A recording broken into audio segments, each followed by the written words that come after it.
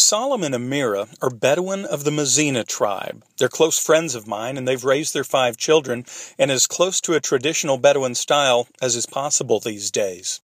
Having known Salem and Emira for over a decade, watching their children grow up, there's something awkward about filming their lives and sharing it in such a public way as a short film. But I realize this may be the only chance some folks will get to experience such a different culture and lifestyle from their own. I hope, then, this piece does its job. Salem and Emira live with their livestock in a place called Wadi Arwaybayya in the Sinai desert, in a collection of huts, sheds, and tent structures. One portion of their home is marked with a Coca-Cola sign beckoning tourists to come in. Wadi Arwaybayya is perfectly situated between the coastal town of Nuweiba and the nearest oasis, Ain Khudra. Tourists in jeeps or perhaps camel trekking have to come right by their place. Problem is, there are no tourists these days.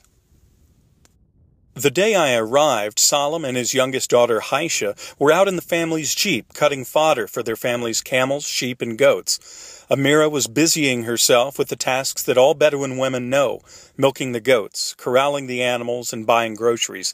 An Egyptian man with a truck makes the rounds among Bedouin settlements, selling vegetables and dry goods. Today's purchase, potatoes and other vegetables.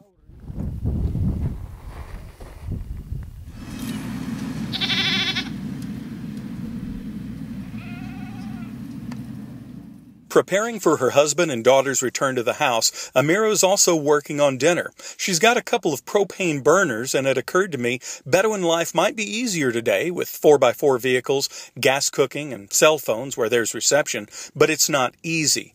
The constant activity that keeps Emira busy in the hours Salem and Haisha are away is mind-boggling, but it's a rhythm she was born into. Her children also know these rhythms. They're a part of a daily routine, governed as much by need as by nature. After the sun went down, Salem and Haisha finally arrived with a jeep load of fodder and parked right in the middle of the camels.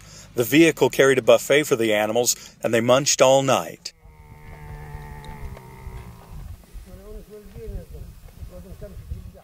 The next morning, the camels were still eating.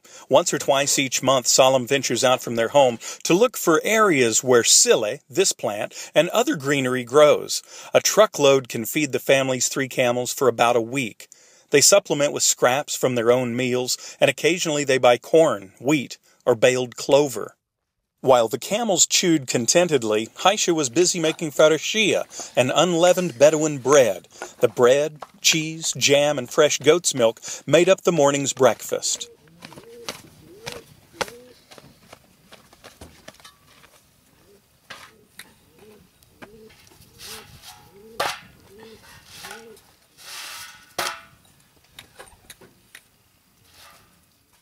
All too soon, though, I had to leave Salem and Emira's, but not without my usual parting words. Bad Senagaya, inshallah.